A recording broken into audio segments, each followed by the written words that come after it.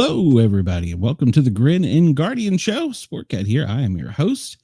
We have a great show lined up for you tonight. We have an author who's written a book about when children should call 911 called Lester the Lion, and she's going to come out and tell us all about it. But first, let me get my co-hosts out here real quick, Miss Cheyenne and Miss Dina. Dina is filling in. We have a surprise announcement here. Let me bring this up on screen, and Cheyenne can tell us all about it. Matt is not with us tonight because, well, he's been a little bit busy doing something that he should be doing, taking care of the baby. I gotta find where I put the picture. I had it up. Here we go. And there. Maybe share. Yes. There's Matt and the brand new baby boy. Little baby Conleth Donna M popped out at 319 today. A whole 7 pounds and 11 ounces and a solid 20 inches long. Oh, wow. He's adorable. He is. Really Congratulations is. To both parents. Welcome to the world. Welcome to the Grin and Guardian gang. We need to get him his own little coin. Yeah. So Matt's got some things to take care of, and we'll let him go take care of it. Chuck and Corey are also doing family things, so they've been a little preoccupied. So we haven't had them around. Let me make a few announcements real quick. The Parapost Network, we are a member of the Parapost Network on Facebook. Please go to their page, like, share, follow, subscribe. And let's see. Also, the phone lines are open, and that is compliments of the Thin Line. No, not the Thin Line Rock Station. Yergs. Yeah, Yergs. I got it up here somewhere. The phone number is 1-888-88-YERGZ, 1-888-88-YERGZ. Compliments of YergsRadio.com. And of course, I want to thank the sponsor of the show, kind of a pseudo sponsor, the Thin Line Rock Station, obviously. They support us in all things, and they allow me to go on their air and talk 3 days a week. Tuesdays and Thursdays from noon to 1400, and from solid jams 1800 to 2200 on Fridays with Flashback Friday. So tune in next Friday night to that station. You may hear a surprise. All right. Well, Donna's backstage, and I've talked enough, so I think I've got all my announcements out of the way. So let's see. Let's bring Donna out. Hello, Donna. How are you?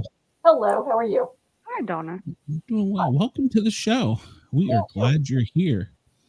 You are the first author we've had that has written a book for children, which I think is great. We were talking backstage. You were talking about the firefighters coming to the school. Well, I was one of those guys, and I think it's one of the greatest things we can do is go around. We used to crawl through the classrooms and our stuff, breathing sound like Darth Vader, and so I think it's one of the greatest things we can do. But you were correct that not enough people go around talking about 911 and when and how to use it. That just baffles me. That's true.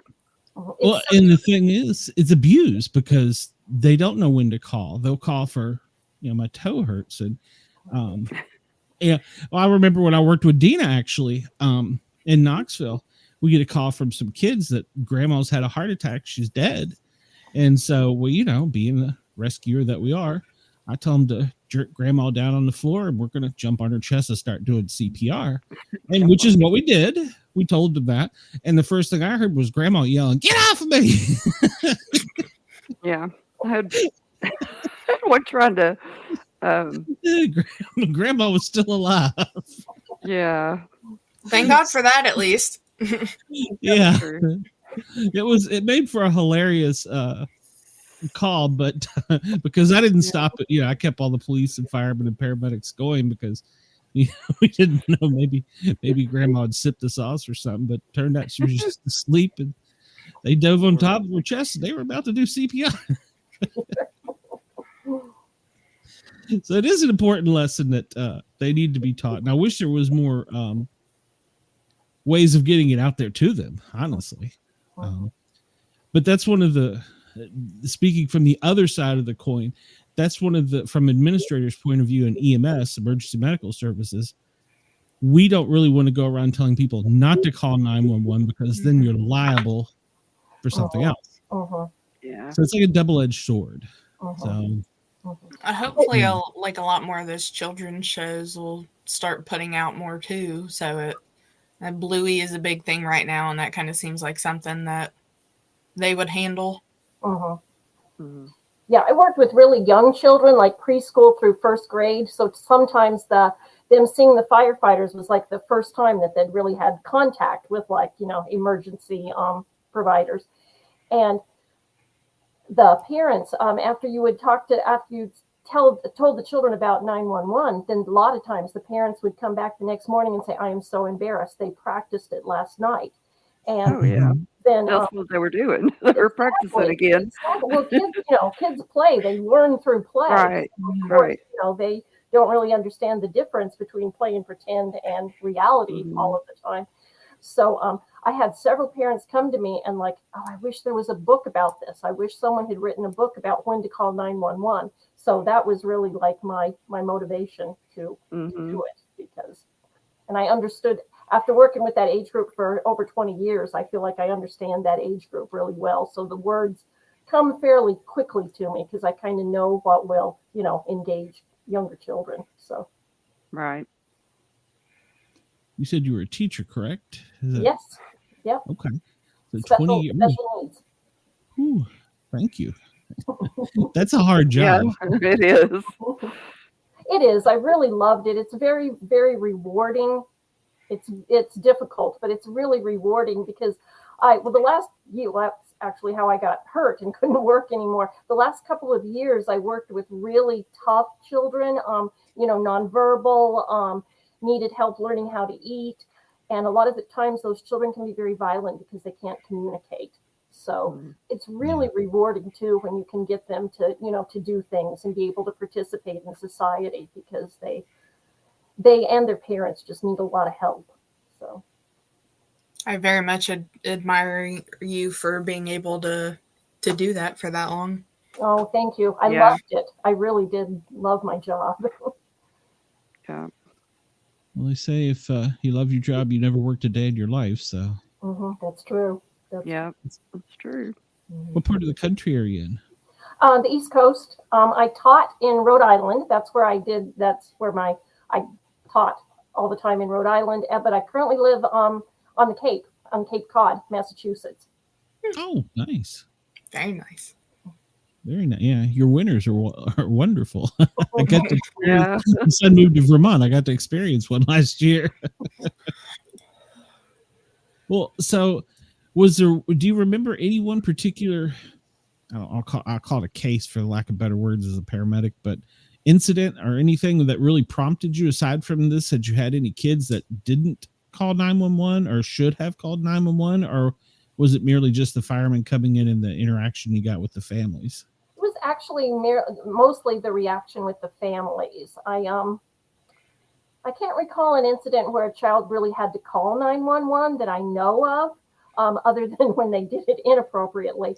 But yeah, it was mostly the interaction with the firefighters. My children were so young, some of them were very, very scared of the firefighters. So that was like a big thing. I ended up having, we did the big assembly where all the children in the school come, and some of my kids couldn't even handle that. It was too much for them. So I asked the firefighters to come and do like an individual presentation in my classroom. And it really, really worked because I felt there were some kids that were just missing out because they were just afraid of the large group.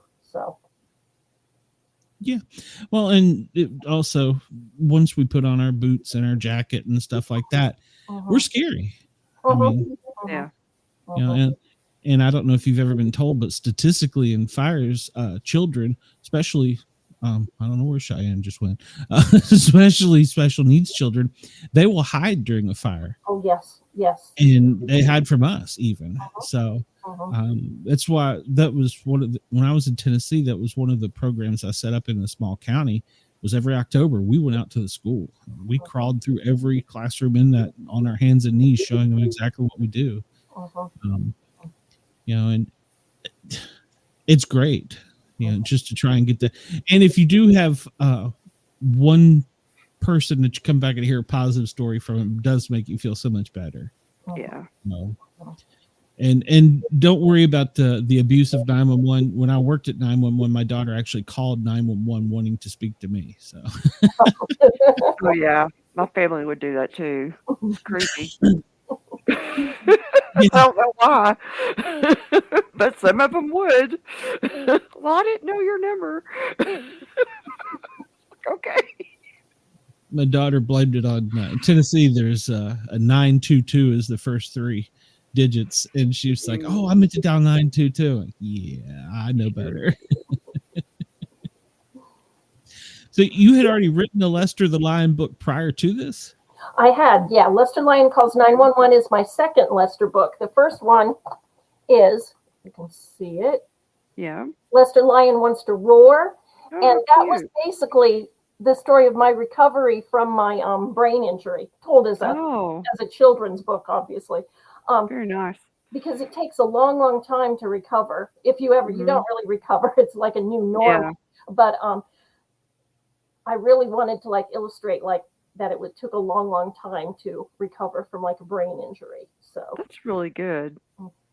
I like that. it's the theme is really hope. So you can also deal with. I've had people who bought the book tell me that it works with other chronic illnesses that children Yeah. have. You know, it doesn't have to be just like a brain injury.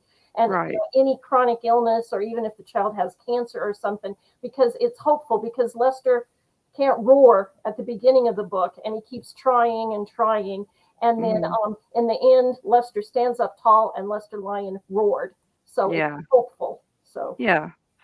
I could see that where that would work. That would be great. That's awesome. Yeah, that is pretty cool.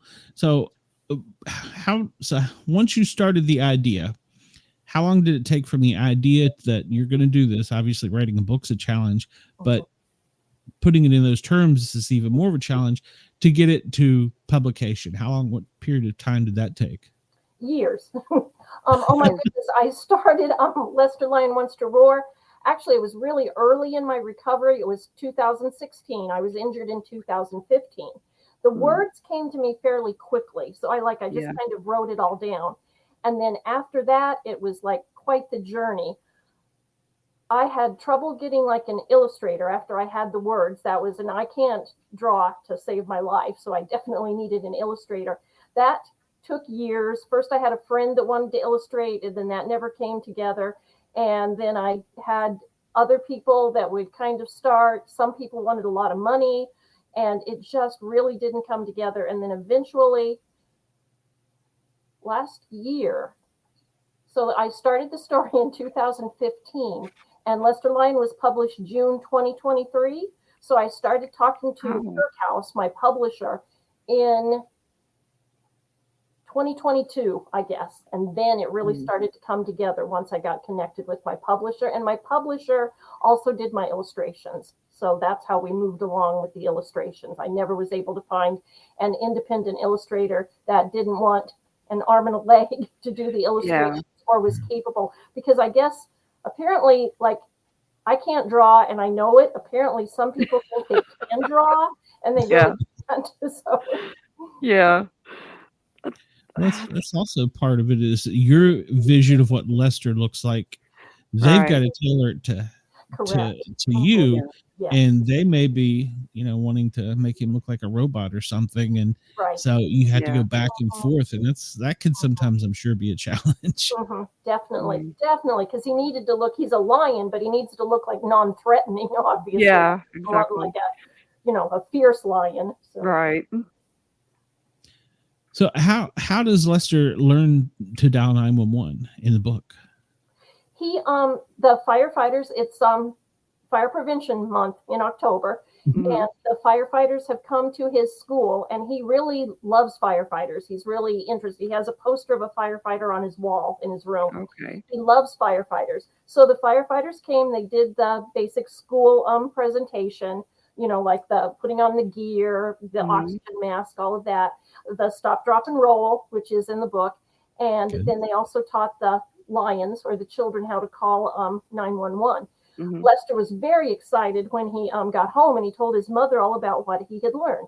Then his mother went to make dinner, and Lester was playing with his action figures, and he decided to, play firefighter. First, he was the firefighter, and then he had put the action figures in the little dollhouse, and then he decided to call 911. However, he decided to use his mother's real cell phone to call 911. Okay. So he did that, and then he hung up right away because he sort of knew it was a mistake. So he hung up, and he's like, okay, it'll be okay. No one will know. But then, of course, the next thing is he heard the siren coming down the street. Oh, wow. But in the end, then the firefighter comes in the house, comes into Lester's room because he's hiding under the bed at that point. And the firefighter comes and tells him, oh, you only call 911 in a real emergency. We're too busy to come to pretend emergencies. We only need to come to real emergencies. Mm-hmm. And then the book ends, he's talking to his dad, and he feels bad that he made a mistake. And his dad says, as long as you learn from your mistakes, then it's all okay. So yeah. Did you do any research at all with the 911 centers or with your local 911 to see anything about how the 911 system works, or did you just go off of what you knew? I just kind of went off what I knew. I do have a friend that works as a dispatcher for 911, Okay. and I did talk to her. So that's good. briefly, Okay. So cool. Okay. People don't realize how technical it is. Yeah. Now, literally, with I don't know, Google or Apple or whatever, they can ping you almost from within 10 feet of where you actually are calling. And even since I started doing it, technology has changed so much. It's and when you do hang up on 911, that somebody will usually call you right back. So. Yeah. And a lot of people don't realize you can have a just a regular old dead cell phone, and it will still call 911. Every phone by federal law has to be able to call 911. Yeah. So a lot of people don't realize that. And it's for a reason. So on my other show, I just did a story, and I'm going to have a cramp here. It was a murder in New York City, and over 50 people heard the lady screaming outside of her apartment building. She was trying to get in. And it's actually now they've studied it. It's a psychological thing. Everybody thinks somebody else called. Yeah. And so they don't call. And only one person called the police to come to her assistance. She ended up dying outside of her apartment. And the police never showed up. Oh, wow. And so that brought together the local community, and it got all the way up to President Johnson at the time. And he said, well, something has to be done with this. And I think it was 1963. And by 1968, the very first 911 phone call was made in Alabama. So it still, even then, took time. But today, even 911 is not 100% across the country yet. It's almost, but there's still some very rural areas that don't have 911. And then the other complications with cell phone, like for instance, in East Tennessee, where Dina is and where I was, if you're at a high elevation, you may get a North Carolina 911 center just because you're in the mountain, right? And then you have to transfer it. So yeah, there's a lot of technology and a lot of moving parts that people don't know about. And getting the kids on board, I think if we could start educating them at an early age, because like I told you earlier, I don't ever want to tell someone not to call 911. Yeah. But at the same time, we have to educate the public because there's only so many ambulances, fire trucks, police cars out there, and being on the other side of that, I mean, Dina's been on the call taker side during a storm or something. You see the phone lines just light up. You know what's coming. You usually know when there's a bad wreck or something. The phone lines light up or storm coming in. Being on the trucks, you start hearing Dina telling people where to go. You know it's about to get busy, and I may be on the north side of town. Got to respond over the south side, and so absolutely, we want to get to everybody when they need us, but it's not always the case, so, and I'm happy to educate anyone on that because I feel that strong about it. Yeah. And it's perfectly fine. I mean, 911 operators don't mind if, like, the parents allow their children to call in and they can verify their address or whatever, because all the addresses, well, they used to, I'm not sure what they do now, but go through the telephone companies or the cell phone companies, and to verify the address. Now, some of the, like if you're in a building, it's called a truncated system. Like if you work for, like in a,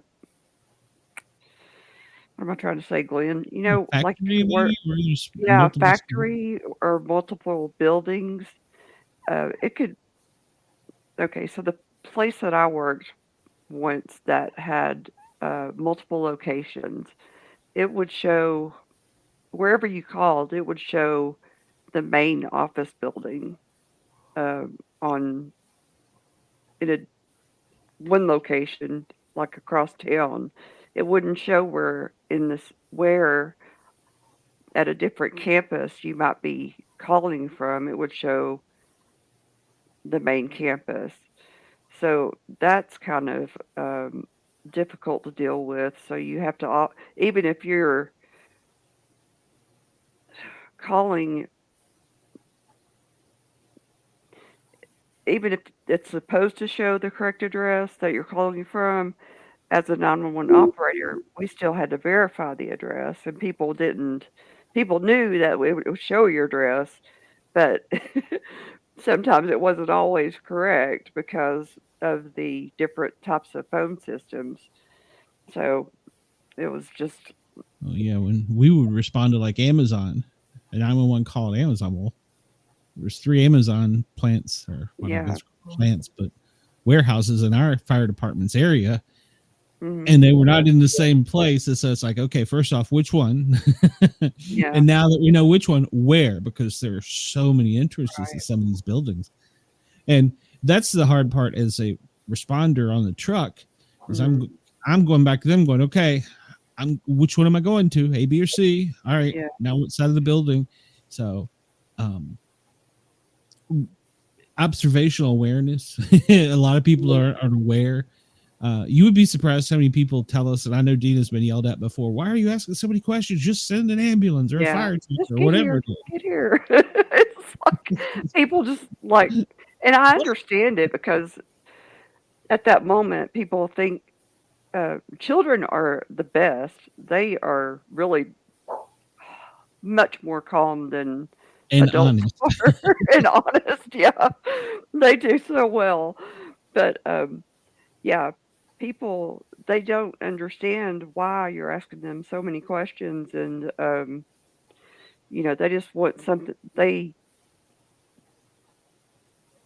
If they're in a panic, they don't realize, why you're asking them so many questions. They don't want somebody there now, which I can understand. You don't realize why you're being asked so many And in questions my that seem shop, they're like, why'd stupid. you send a fire truck? That's what Yeah, we do. That's what yeah, we do. We come as a team. yeah, So yeah. And educating the public is so important. it is. And I know through the National Fire, was it NFPA, National Fire Prevention Association? Is that right? NFPA? Yeah. Yeah. They have so many programs, stop, drop, and roll, like you're talking about. Mhm. Edith is one we used to talk about, exit drills in the home. That one's a great one to teach kids. Yeah. Always have a meeting point outside the house. Mhm. So, so people, or so the kids know where, and so you can tell us when we get there, okay, Susie's Yeah. not here. Where Yeah. would Susie be in there? It's important to us, Yeah. And so, yeah, these are such important things. And you've hit on it at a great time too, because with the popular TV shows, I would think, Mhm. that's been a help to you, hasn't it? Yes, definitely. Yeah. Hey, maybe we get to meet Yeah. some of those famous people on there. Yeah. Yeah. It's I was watching the one that's, I don't know if it's Texas or LA or one of the big cities wherever the 911 show is at. And I mean, it is Hollywood, a lot of it, Mhm. but the technology is pretty impressive. I mean, Yeah.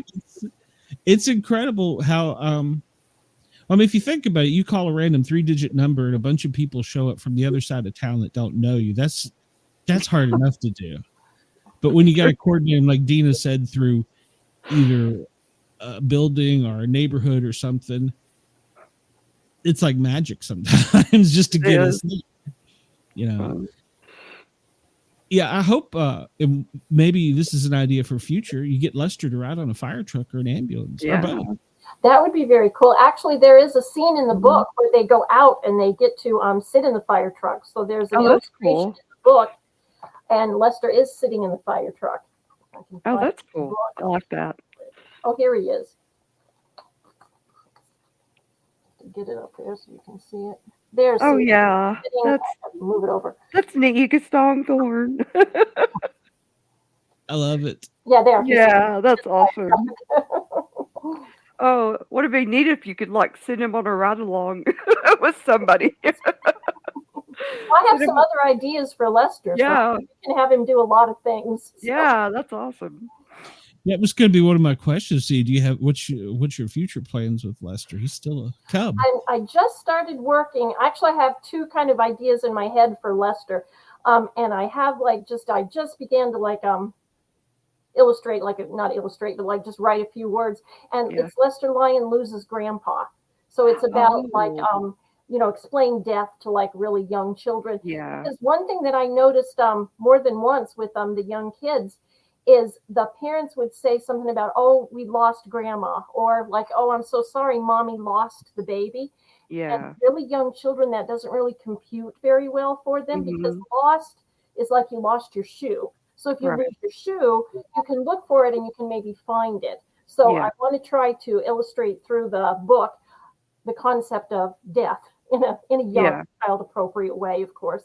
And then my other one that I'm thinking about is Lester Lyon is going to go to the doctor, because that can be very scary for children. And I want him to be exposed to actually, I'm kind of talking about myself. To be exposed to a really good doctor, because you need to have someone that you can relate to, whether you're a child or whether you're an adult. And so I want kind of Lester to kind of be a little bit nervous about going to the doctor, because he's kind of had a bad experience with someone who didn't listen to him. And then he finally finds a doctor that is able to help him and is able to understand him. So yeah, that's good. That's cool. Both of those are good concepts. Oh, thanks. Yeah, they are. You can have a tough time selling the dentist on him, though. There are good dentists. I'm 55 and I still hate dentists. I love my dentist. She's great, but I still hate them. Yeah. Some things will never change. I still think that's medieval torture, putting a drill in your mouth and saying, hold on. I know. The shots are the worst, though. Man. The shots they give you before the drill. Oh. Yes. Yeah. My dentist spares no mercy, stabbing me plenty of times, and I'm like, no. I have a hard time getting numb anyway. Here's some more. Here's some more. Here's some more. Okay. I remember when I was a kid, just talking about dentists. I had the dentist drop the drill on my tongue. Oh my god! Yeah, I didn't want to go to the dentist forever. This is probably one of the reasons I still have a kind of fear, but I do not like dentists. Yikes! I think he was just mean. I think I was fidgeting or something. He just I'll teach you. So. Oh, probably. Probably right. Yeah. We don't do that on fire trucks. We may honk the horn if you tell us to come in with no lights and sirens. That's like a game to us. We're like, oh yeah, that's no. We get to play with these for a reason. So yeah, I had a lot of people tell them to come without lights and sirens. Okay, sure we will. Don't tell them they don't do that. They don't come without lights and sirens. Yeah, we do, but very rarely. Very rarely. But yeah. But then again, you also got to realize that we work 24-hour shifts, and we got to have some entertainment in our shifts. So. True. Excuse me, gosh, woke up early this morning. So, how Did you go through Amazon at all, or? Kirkhouse Publishers is my Mhm. publisher, but I'm featured on Amazon and Barnes and Noble. So Okay. So how um I don't know how to ask this question. The marketing, how did you do your marketing? the marketing is a really, really tough part. And Mhm. at now for this one, for Lester Lyon Calls 911, and actually I think it's the reason why I'm here with you right now. Okay. Um, for my first book, you had to like do all the marketing on your own. So I did Oh. festivals, I went to like local toy stores and that Mhm. kind of thing. But it's very, very difficult to do. For my second book, Kirkhouse, my publisher offered us the opportunity to have a publicist. And so there Okay. is a publicist that I am working with, and he's the one that connected me with you, with your Oh, show. that's good. So and Yeah, I've got creative edge. other Yeah. opportunities. So yeah, I think it's crucial to have a publicist. Yeah. So Yeah, that'd be hard to market your own stuff. I mean, now I wouldn't even know where to start. yeah, it's really difficult. I did like local festivals. It is like a beach community. So like in the summer they have like festivals. There's a lot of Mhm. tourists that come here. So that Yeah. helped a little bit. But Yeah. yeah, it's really, really tough to just kind I'm of do it like sure. on your own. Mhm. Hey, Yeah. Andy, welcome. Hey, Andy, Andy. this is Donna. She's the author we were talking about. Andy is from Maryland. He was at his nephew's baseball game. Is that right, Andy? Yeah. Did they win? Yes, they did. They won the championship. Oh, yay. Good That's deal. awesome. And Congratulations. my nephew was the closing pitcher. Oh, that's great. Awesome. Yeah. Yeah, I think the marketing part, Donna, would be the hardest part. Yeah. And yeah, from a podcaster, also, I've gotten lucky to meet several good publicists, Mhm. writer, producer, people that go out and actively do that. So it's a great way to get your story out there. I like to joke and say, well, you're on my show, 20 people will hear about it, but it's there forever, so it doesn't go anywhere. But No, there's a we couple more than that, maybe 5, but not many. oh, shush. No, when we can not market it, but advertise it on our Facebooks and then our friend and open it to the public, then our friends can, will share it as well. So Spread the word. yeah, so that'll be good. And definitely one of the outreaches is to your public fire department, police department. Mhm. Yes, Yeah. absolutely. It's summer now, but like I'm going to wait until the fall, and then I'm going to contact all the schools. Yeah. So I'm hopeful that I will be able to get in and maybe like read the book to the. Oh yeah, that'd be schools, great. Well, because that would be cool, and you'd enjoy that too. I would So enjoy that very Mhm. much. Yes. Yeah. They might buy some for their libraries as well. Exactly. Yeah, Mhm. that I would be thought I had good. thought of that. Yeah. I'm sure your publicist knows how to get you on that. Let's Yeah. Right. Yeah. Actually, I remember somebody was telling me, one of the other authors, there is in each state a head librarian, and they are the ones that send out lists to schools. I remember one of the authors told me that. I don't remember who now. It just came to me. I don't know. Contact the governor, I guess. I don't know who would be the head librarian for the. You'd have to go through the school board, school. I guess the state. I guess, yeah, state. Thing. The Department of Education. Maybe, Yes. like that. Yeah, I'm sure. Yeah, there's a guy in an office somewhere that reads every book. Yes. So would not be me. I have the attention to read about a comic book's worth. So.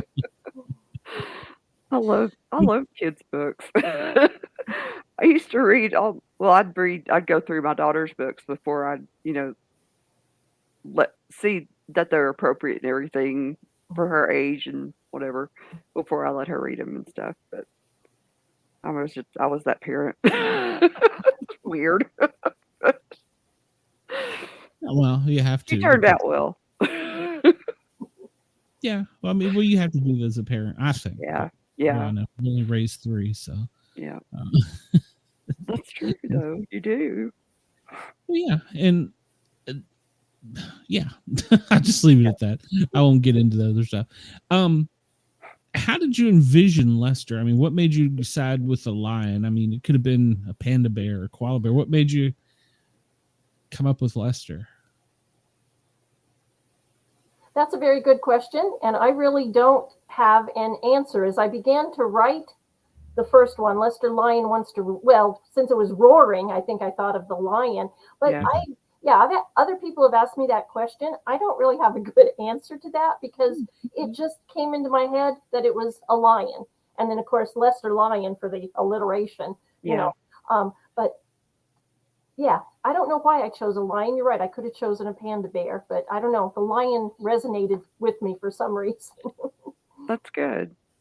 Yeah. Oh, I like it. Appropriate. Could have just been your favorite. I was going to guess it was your favorite movie, Lion King, or as a kid, a stuffed animal. That was going to be my guess. So. I like cats. I have cats, so maybe Yeah. I'm a cat There you person. Hopefully, you don't have any lions hiding in your backyard. No, I do not. Maybe you needed to become a lion. Well, yeah, there you go. It's your spirit animal. I don't know. Yeah. I shouldn't say that. I don't know if it offend you. I don't know what a spirit animal, lion spirit animal is. You gotta be careful what you say these days. Oh. Well,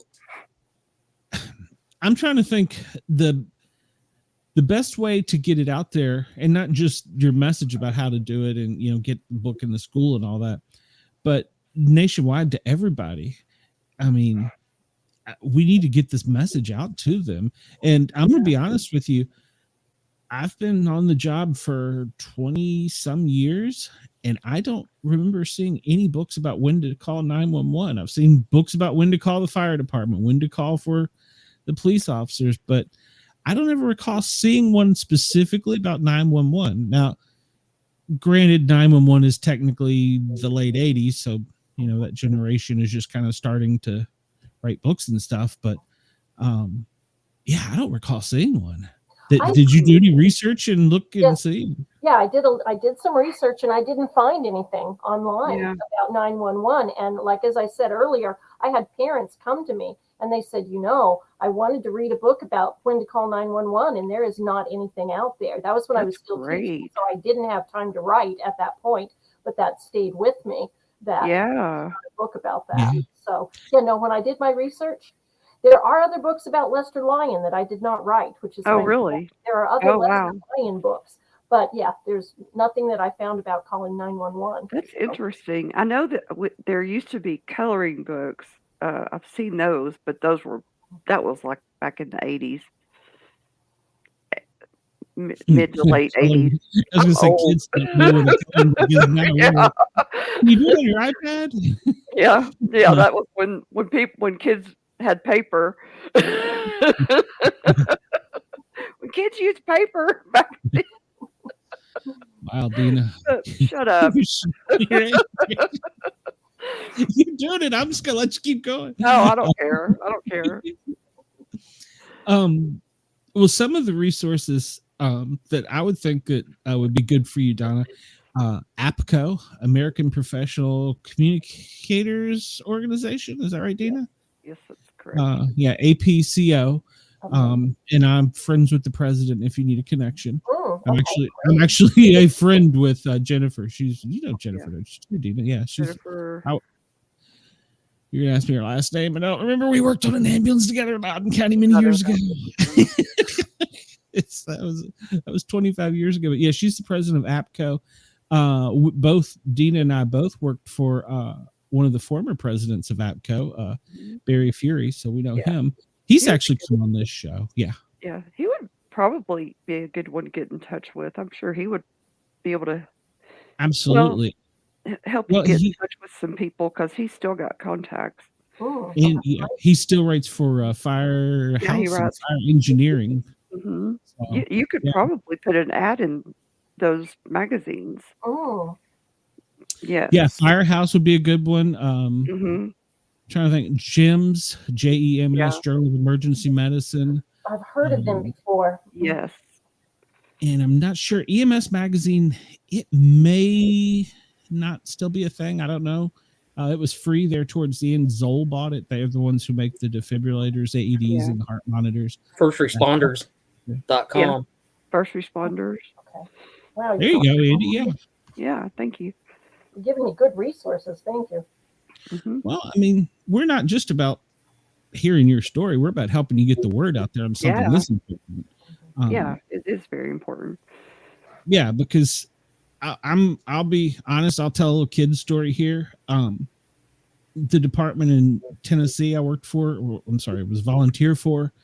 They didn't go out into the schools until I came there, and I twisted arms, broke legs. I was that guy.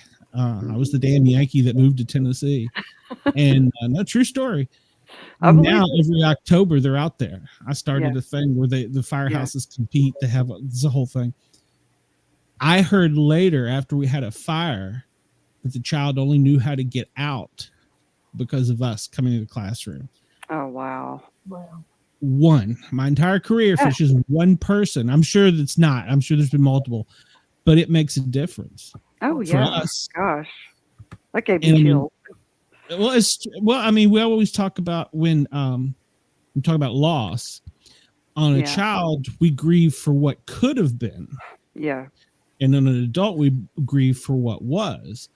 And so when you look at it from our point of view, if we helped one young person, a little one, how many else did we touch? You know, and that's the important thing.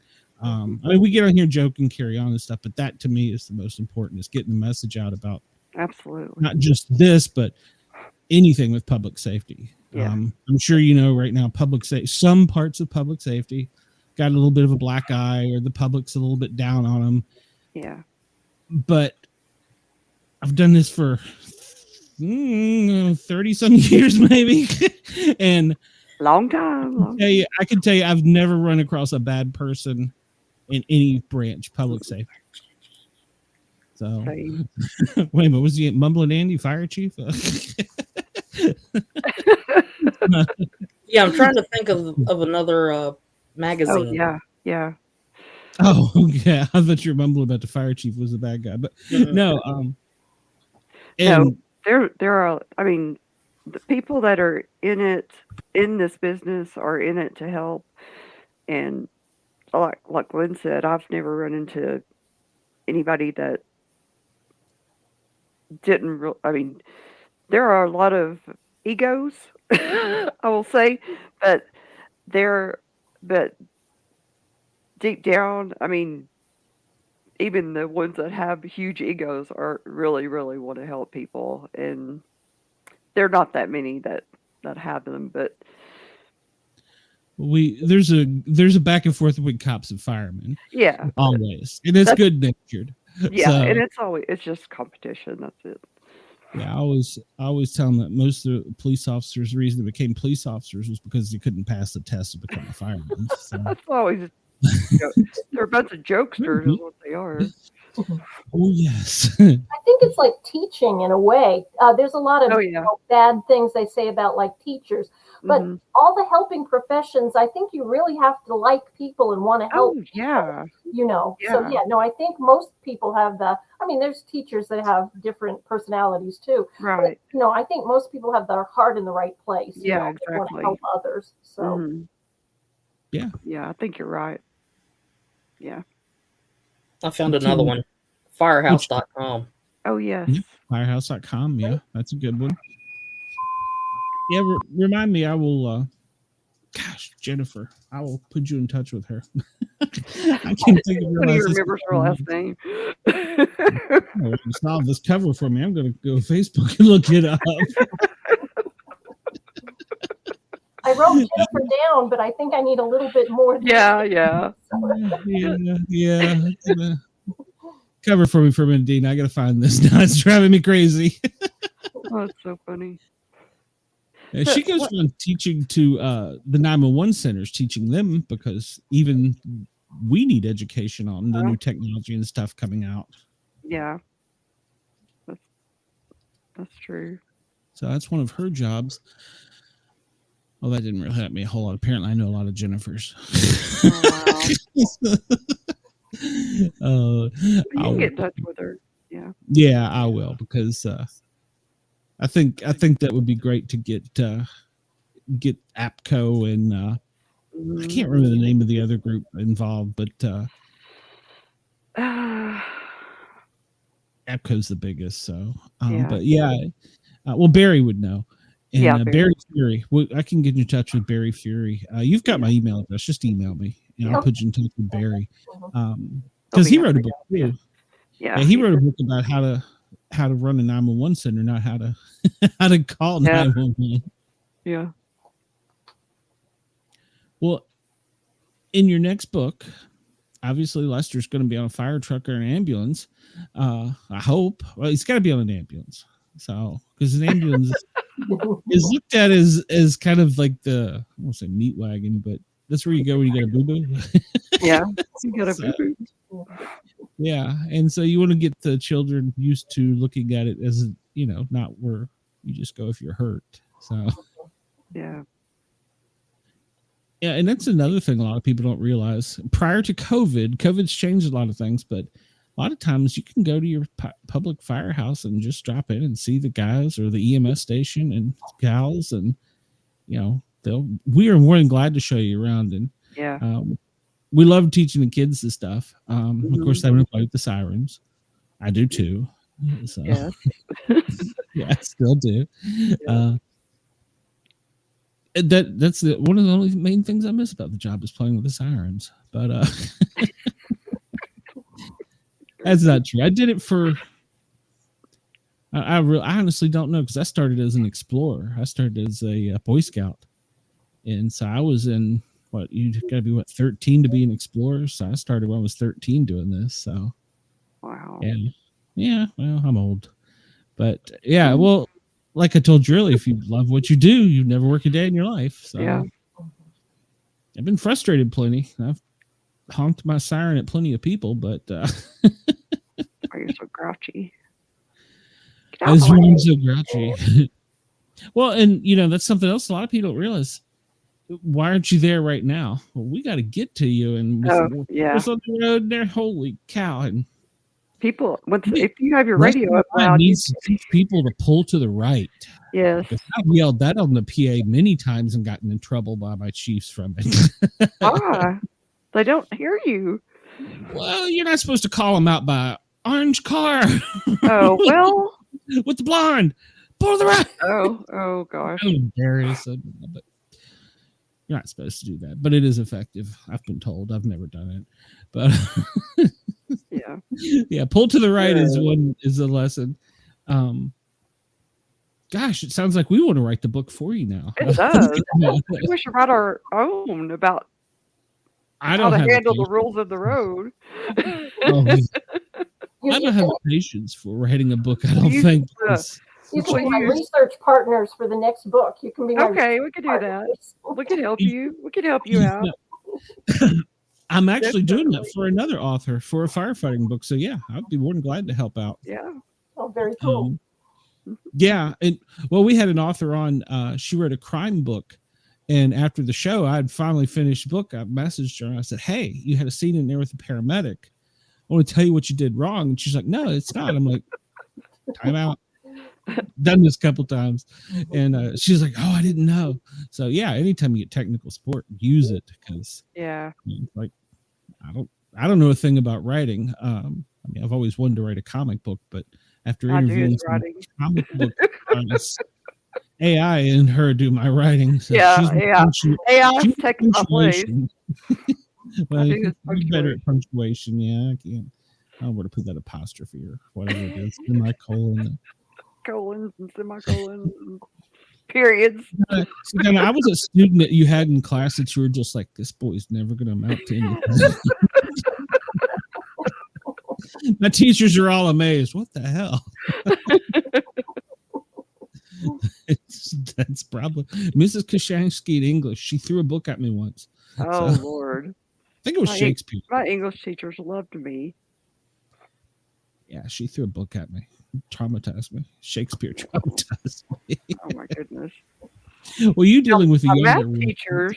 Now my math teacher, They did not like me. Well, they liked me. They liked me, but they didn't like my math skills. He was like, "Are you stupid?" This was a different time. Yeah, it's a He was different like era. I don't know if he was in the service. He must have been, because he was like this drill sergeant kind of guy. But he would do that to everybody. He was like, Are you stupid? Yeah, that's why I'm in your class. yeah. You will learn Oh algebra. gosh, he was tough. Tough. He would do it to everybody too. But we say this jokingly a lot. I mean, Miss Kashansky really did throw a book at me.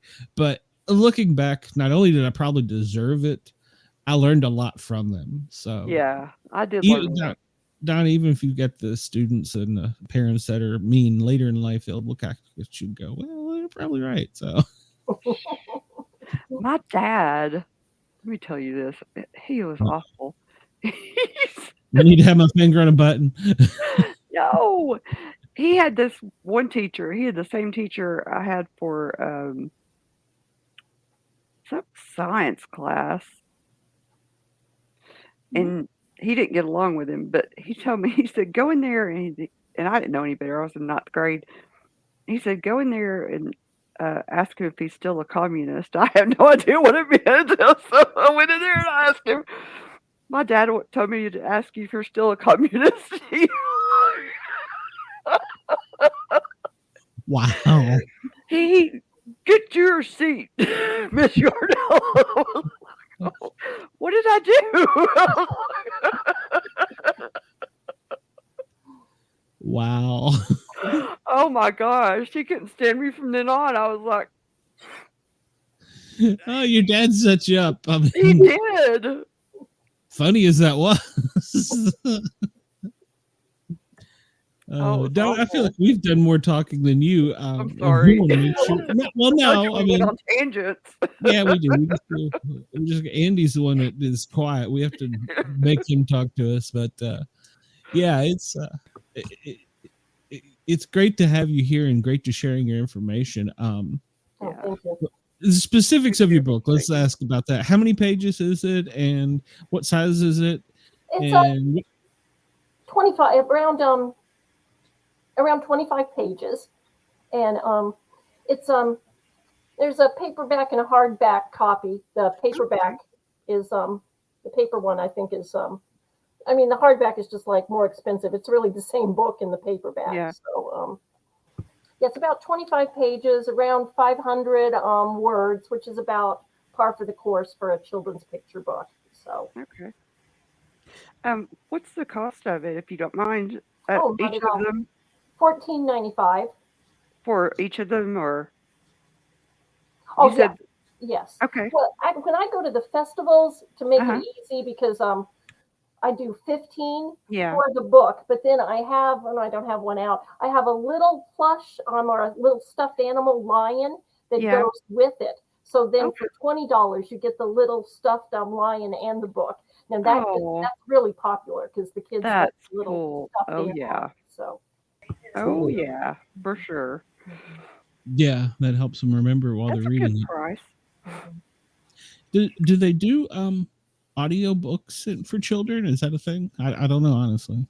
They do have audio books for children. I don't have Lester on audio yet, but I love audiobooks myself, so I would definitely think about it. And since my brain injury, that's how I read, because it's difficult. Well, I can read children's books, but it's difficult for me to read like a novel or something, just reading by by actual reading. But so I do audio all the time when I read books. So that wouldn't be a bad idea. I'm sorry. Who were some of the authors? I was just going to ask, since you were a teacher, who were some of the authors that inspired you?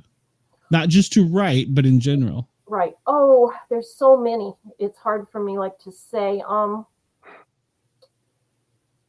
like Stephen King a lot. I mean, I like really popular authors. I like Jodi Picoult a lot. She writes a lot about social issues. There's so many authors that I like. I almost like draw a blank. Lisa Mhm. Jewell,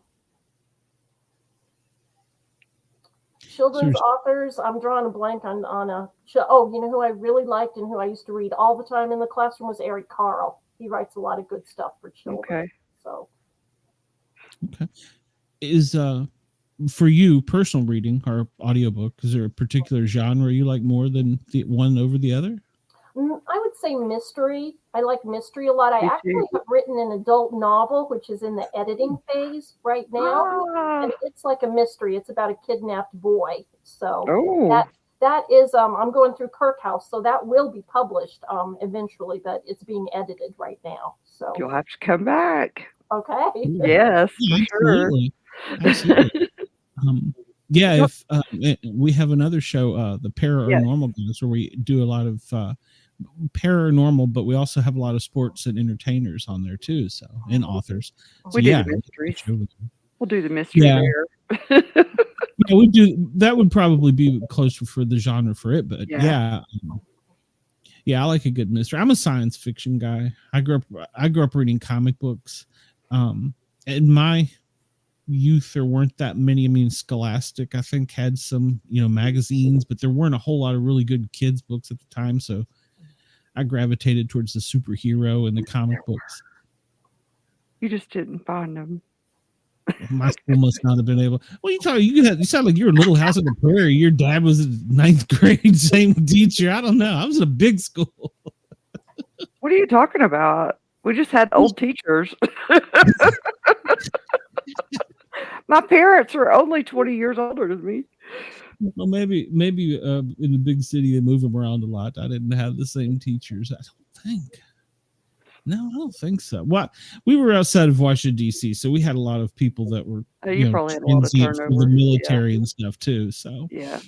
yeah, no. Well, I was here in Knoxville, so we didn't have a whole lot of change. Well, it's funny you just talking about that. Just from one part of the country to the other, how different the school systems are. Yeah. A kid that you were in the K through 12, the Little House on the Prairie school, but No, we changed schools, goofy. building burned down. It's okay, dude. You can let it out. Oh, She's you're gonna so let funny. Hey.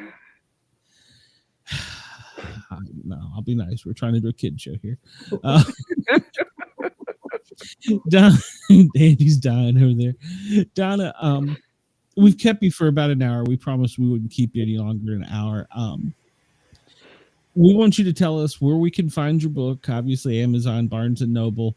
If anybody wants to get in touch, do you do autograph books by any chance? Yes, I do. I definitely do. Okay. Well, I have a website. It's author DonnaMCramer.com. So. Okay. Write that down. I'll put that in the show notes after I'm done. Yeah. Because I edit every show afterwards, because YouTube, when you put up the show, you're only allowed to put up like 1,000 characters, but a lot of times just to get the whole description and what it is, it's much more. You write a book. AI writes my description, and Dina edits it. So Mr. Shansky was never that good to me. Shit me ahead of the book. I'm sure you made a difference in quite a few kids' lives, and we appreciate what you do, especially with the special ed. That can't be easy. So I, as a firefighter paramedic, I look to you and think, gosh, how could you have done it? It was a hard job. So thank you for what you did. Thank you for doing this book. Yeah, thank you so much. I will get in touch with you. You've got my email. Follow up with me, because I'm horrible about, well, I get some emails. Just remind me, and I will put you in touch with my friends, because I think that would be a big help. Yeah. Right. That's great. Yeah, I appreciate that so much. Yeah, and those magazines will be great for to advertise your book in. Okay, right. I have heard of them before too. Yeah. I forgot about it. So when you reminded me, because I had heard of them before. So. Yeah. There's is there a magazine for 911? Do you know, Dina? I know fire department has, police has a magazine. Yes, I don't think so. Yes, there is. I think. Is there? I don't know, to be honest with you. I don't think there is. I don't remember seeing one. Jose, Andy, before we let her get out of here, since you got in here a few minutes late, did you have any questions for her? No, actually, I don't. Well, I'm glad you came by, Donna. I know when you first got, you were like, challenge coins, what are those? And that's an idea you might think about later, making a little coin to go with the book. With the book, that's a good idea. That's a very good idea. We, Matt is the guy that does a lot of the artwork for me. We can help you with that too. We've done one for a couple of our guests, and we're doing another one for, he wrote a book for paramedics about calls. There's something about a call at 3 a.m. At 3 a.m. when you get a call and you're on the fire truck or ambulance, it's a bad call. Somebody really needs you. I don't know what it is about the 3 a.m. hour. You hear them say the witching hour, whatever. I can tell you, for being on the truck, when you get a call at 3 a.m. and there's a fire, it's a fire. When you get a 3 a.m. call, somebody's sick, they're sick. He wrote a book about that, and we're doing starting working on the process of making him a coin for his next book, because a lot of the people like me that are out of it now, we still haven't processed all the stuff that we saw in our 30-some year career. So there's a lot of guys out there, guys and gals, I don't mean to single out anybody, that are sending out some good stuff. Nina, N-E-N-A, is the other organization, and their magazine is called The Call, but I'm not sure. I forgot about Nina. Yeah, they're more. Yeah. Are they more West Coast? I don't remember. I've heard of them, but we were part of them. Oh, I thought we were all APCO. No, we had some stuff with them.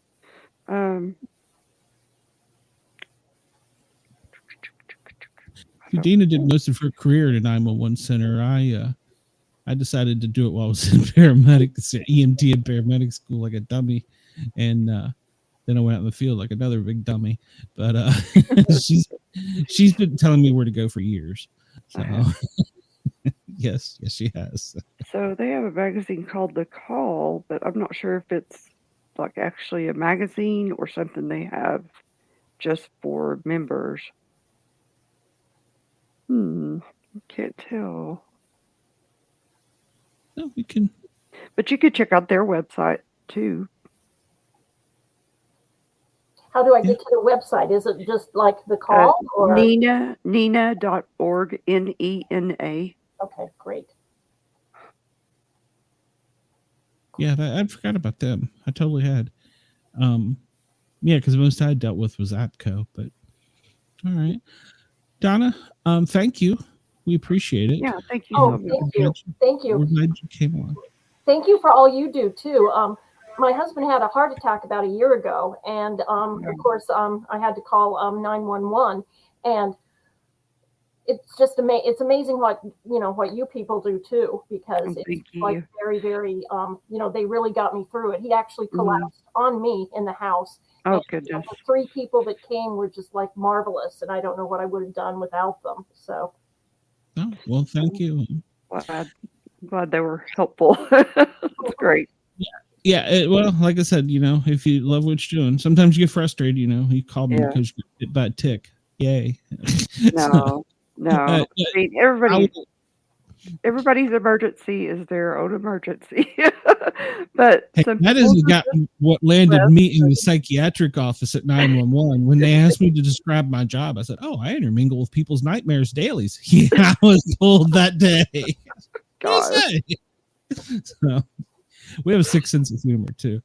And I don't know if you got the whole story, but the other co-host that used to be with us that was bit by the snake was still attached to her when they put her in the ambulance.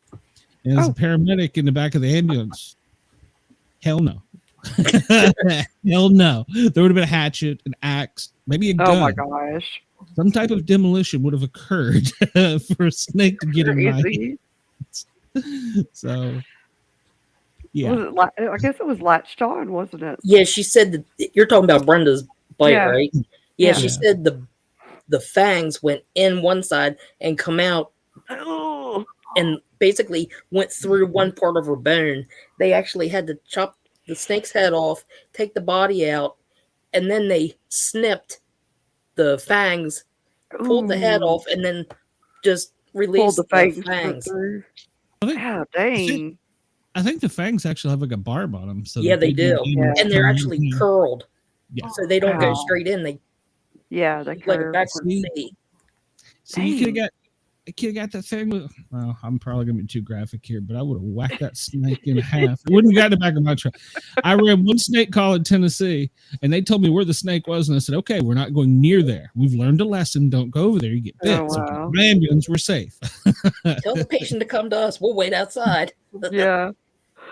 Yeah. So it was I a mean, what? just It was a copperhead. copperhead. Yeah. Okay. Yeah, it was a It's copperhead. a venomous Dang. snake. Yeah. She had to get the anti venom. So Dang. my patient was only bit by a regular snake, but I wasn't chancing it. I didn't know. So Such a baby. I wasn't good. I am not a wildlife, whatever you call it, identifier. So, it's not my job. So, all right, Donna, I'm sure we're boring you at this point. Thank you. Thank you so much. It was you great very to meet much. you. It It was nice And, to meet you too. I'll keep and, you in mind for research. You'll be my Okay. partners in the absolutely. Yeah, for real. future. Yeah, We'll help you any way we can. Okay, that's yeah, great. I'm a firefighter, paramedic. Andy works for the fire department. Dina is an EMT and worked in 911 most of her career. Yeah, we'd be I more was glad. an EMT. Not anymore, but I was. Yeah, always an EMT. Once you learn it, you never forget it. That's true. Too. But Donna, thank you. And we'd be more than glad to help. And if you want to design a coin to go on the book or with the book, let us know. Okay, I'll think about We that. can, Yeah. we can come, and they're not. I mean, they're not outrageous in price either. Because I know as an up and coming author, you have to fund a lot of it yourself from the people I've interviewed. So yeah, it's not. It wouldn't be that bad, and we'd help you out too. So Yeah, we could do a Lester Lion coin. That would be very cool. It would be cool. Hey, I'm glad you said. Hold on, before you go, Donna. This is one we just made actually, and when you said lion, it reminded me. Well, on my other show, the Paranormal guys, we interviewed Miranda Maverick, and she is MMA fighter, ranked 14th in the flyweight division, and so she's long story short, she's pretty good and she can kick your ass. Well, her logo, she is very sweet. Her logo is Fear the Maverick. Yeah. And she wanted a coin because she started, and I kid Dina a lot, but Miranda also has got a country background, and they did a lot of the taking care of the family and canning and raising the crops. And, she started a business where she makes pickles. And so she calls it Prowler's Pickles. She asked us to come up with a design for putting the MMA, which is obviously the octagon, and the lion, which is what she chose, in a pickle. And so yeah, we just did that one for her. The past month or so. So yeah. And we just, because it's kind of cool to, maybe one day she'll give one on ESPN to the person, or she'll just toss it down on the ground. The person should beat up or something.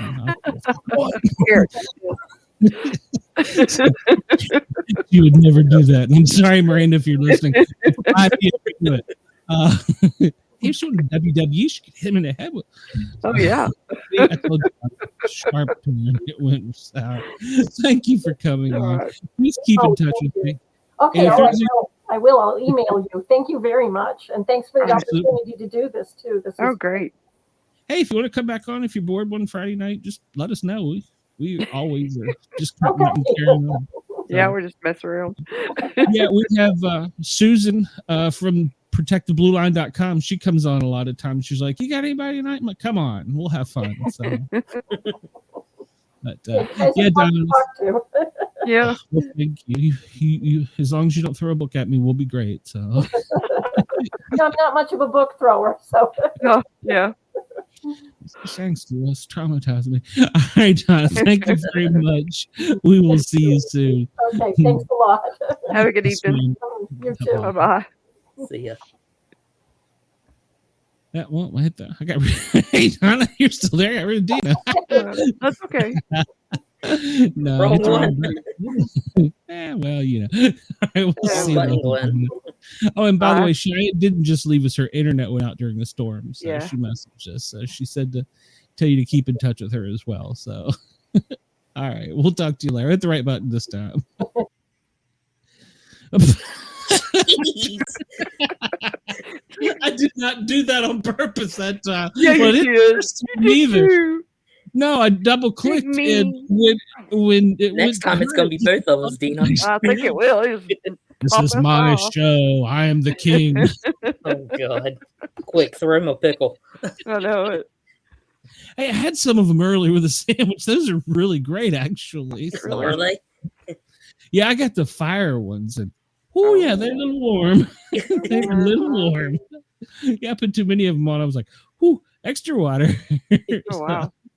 Yeah, they are really good though. And she's not a sponsor, but they are really good pickles. I would highly recommend them to anybody. And I'm saying that as a consumer. Are they on not our website? Yeah, Pickles? prowlerpickle.com. Yeah. Yeah, .com. Yeah, it's a special site. You can only get to it if you do it with a lisp. .com. Prowlerpickles.com. Hold on, I got a sound effect I gotta play. Hold on. Oh, where is it? I wanted to do this with Brenda for so long, but I never got the chance to. Now that my screens are all moved around, I'm all out of everything's over here. I haven't found everything yet. But well, the good news tonight is obviously we have the Parapost network that we're working with. And I talked to the people at the Thin Line Rock Station, and we're doing good things there. I'm trying to figure out how to get the people to come over there that listen to me to come over here. Yeah. My shenanigans are sometimes. Oh, here's the Brenda sound. Oh, God. I'm in the shower. I'm in the shower. Jack. Jack, open the door. Yeah. There's a snake on me. I'm in the shower. Take on my bone. I'm in the shower. I need a snake sound effect now. There's a snake on my bone. Not my boot, but there's a snake on my bone. In my bone. She'd been wearing shoes that wouldn't have happened. Shoes that wouldn't have happened. Yeah. Exactly. Oh, she didn't have shoes on? No. Oh, Lord. She's She doesn't wear shoes. Her pants. Woman. Yeah, or pants. Yeah. Oh. Yeah, so, but we wish her well. Even if she was kind of. Yeah. Oh, bless her heart. So, love her to death. No She said she stuck her foot out to protect it because the snake was going after the dog. Oh, my gosh. Well, it probably would have killed the dog. Mm-hmm. It's a tiny dog, so yeah, depending on how big the snake is, yeah. Yeah. Well, I mean, a tiny snake can eat a pretty big creature. I don't understand how they do it, but they can do it. I've seen with birds, so yeah. I don't think I've seen anything larger than a bird, with a snake, but it's still, I mean, proportion wise. Yeah. No. And I did read, speaking of snakes, the pythons from Florida are moving north. To Georgia. Yeah, but they're going to be Tennessee too. No. Yeah. What? It's too cold for them here. No. Seriously? Timber rattlers are in Maryland. I didn't realize that. Yeah. What? We have them in Maryland. We've got rattlers here, yeah. Yeah. But they weren't always that far north. I didn't realize, but when I moved to Tennessee, I'd never seen they're called timber rattlers in the South, but they're just a family member of the rattlesnake. Yeah, the brown rattlesnakes. But yeah, now they're as far up as Maryland. Oh, wow. Mm-hmm. Yeah. And so they're I guess, population, because there's so many of them competing, they're slowly moving. I mean, there's alligators now in Atlanta. Think about that. What the? Yeah. Not just being the criminals on the streets. Yeah, we got a shitload of copperheads here in Maryland. What the heck? I was So surprised to yeah, hear copperhead in Texas. yeah. That But surprised me. I wish I It could be too honestly, dry for him there. well, they don't need a lot of water, do they? Snakes? I don't think so. I thought copperheads were No, you're thinking of around moccasin. water. Yeah, I think you're thinking of a Water moccasin. moccasin. Yeah, you're. I am. Yeah, I don't think those are. I mean, we have them here near the lake. Yeah. I don't know if they're up far. Like, I don't know if they're up in East Tennessee. Well, I don't know. I think we had moccasins in Virginia. We had. Yeah. I don't know. I was a kid, so I wasn't really sure, but I think we did. Because I think water somebody in Yeah. schools got hit by Yeah, one. there's moccasins in Virginia. Yeah. Is there? Okay. So yeah. So you're saying the pythons Mhm. are coming up from Florida? Yeah, because there are so many of them, and I guess because the population of how they hunt or territory or whatever, but they're slowly moving. Think I do? I am not a snake fan at all. So I don't mind me little either. snakes, but I don't like big ass snakes like that. I remember the I first time I don't care about the big rat snakes or whatever. They don't bother me, but I had to learn about them because you know some of the ones that I think I showed you the picture. I took one at Mom's house. The thing was almost as long as the back deck. Yes. It took me a while to learn about friendly ones because up north we didn't really have the friendly ones. We had the copperheads was really it. And well, even in Virginia, there's a pond. There's 2 ponds in our neighborhood. I mean, not real close, but a couple blocks. But yeah, so we had them, and there were in Virginia that I only remember seeing like maybe 2 garden snakes. They were called, I think. They're little. Little or small. Yeah, they were. But the other ones, I remember seeing them. But the first rattlesnake I ever saw was in Luttrell. We were fighting a brush fire. Oh, really? And we were going up the side of the mountain, and timber rattlers were coming down. Yeah. And I walked past them and wasn't even paying attention. And one of the guys said to me, he said, "Well, I'm glad to see the city boy's not afraid of them pets." And we got back to the station, and there was one of the guys. That's right, Ken. We do have a picture of you with a snake. I forgot about that. Oh, yes, we do have moccasins because every time I went fishing with Ken as a kid, he would be reeling in a tiny fish, and a snake would grab it on its way in. And I'd be like, cut the line. He was the only person I ever fished with. Every time I went with Ken. But yeah, he the fireman told me, he says, "Yeah, I was glad to see we weren't afraid of those pets." I'm like, "What the hell is he talking about?" Yeah. Well, after we got done with the fire, there had been some guys at the bottom of the mountain, and they had them in a sack. In the back of the pick them up and that was, and throw them in and I was like, "That is in the mountains?" And they're like, "Oh yeah, they're everywhere." I'm like, "Okay, last brush fire I'll ever be on." Burn them out. Burn to the ground. Me and Brooke and a bunch of us from 911 went up hiking to one of the falls, and Melissa's little sister Brooke, we were standing there, I think it was me and her, looking at the little tiny rattlesnakes on the side of the trail, saying, "Oh, they're so cute, they're so little." Little did we know that they were the most venomous. We were just standing there about 2 feet from them. My daughter, Paige, she would at one point in time in her life wasn't afraid of any creature. Yeah, Katie wasn't either. This gallon jar full of little tiny water moccasins. Oh my god! And they were hitting the side of the glass. Oh my lord! Get them! Just get on down there. I'm like, no. Picked them up and put them in the jar. Tadpoles. No. Yeah. Take the jar back. Yes. The little ones are the most venomous. Yeah. Maybe not that big, but the smaller ones are. Yeah. Yeah, the small ones. That was like right when we moved here. They were down at the lake playing, and she's like, "Oh, look what I got, Dad!" I'm like, no, break them up. Let me take this. I'll go put them back for you. Yeah. Leave them in the jar till they die. At BobbyDisney.com. But Yes. I will hold on. I got a sound effect for that somewhere. Hold on. I like playing this sound effect too. I got more new sound effects too. It's so cool.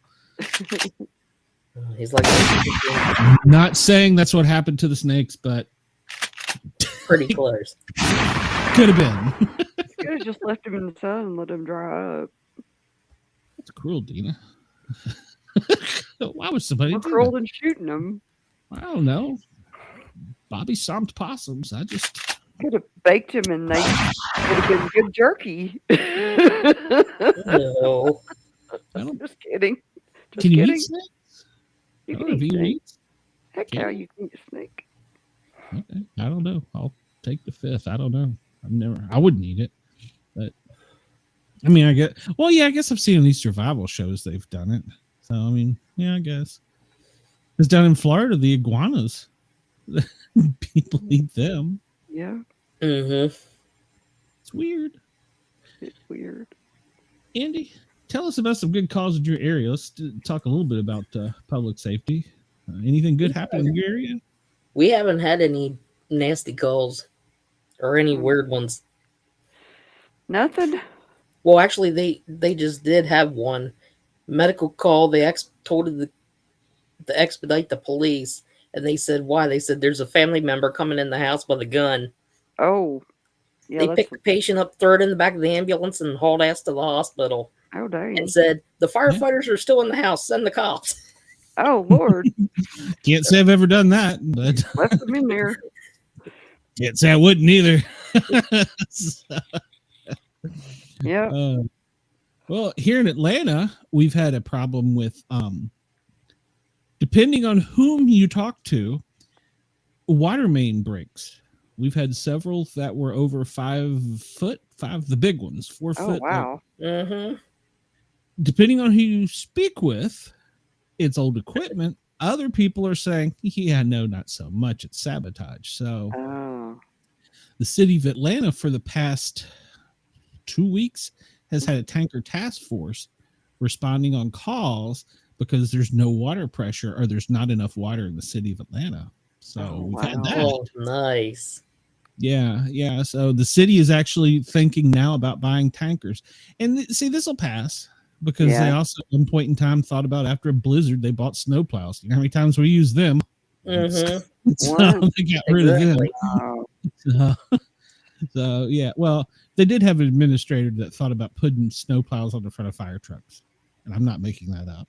There was a chief that Wow. came out with that, like, yeah, that firemen are crazy. You Well, at do least not your want city to- knew about the water main No. break.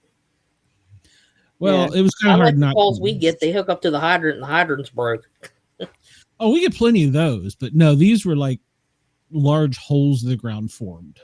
How And do you think? it took out like blocks. Mhm. Huge You think blocks of somebody this.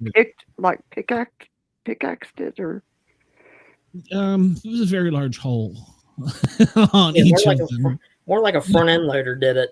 oh Yeah, it was, and the city put out this photo that they're now in trouble for, but it shows the big pipe that they removed and they put in a new pipe. Well, the pipe had the handle on it, you turn on and off. yeah. It was buried 8 feet in the ground.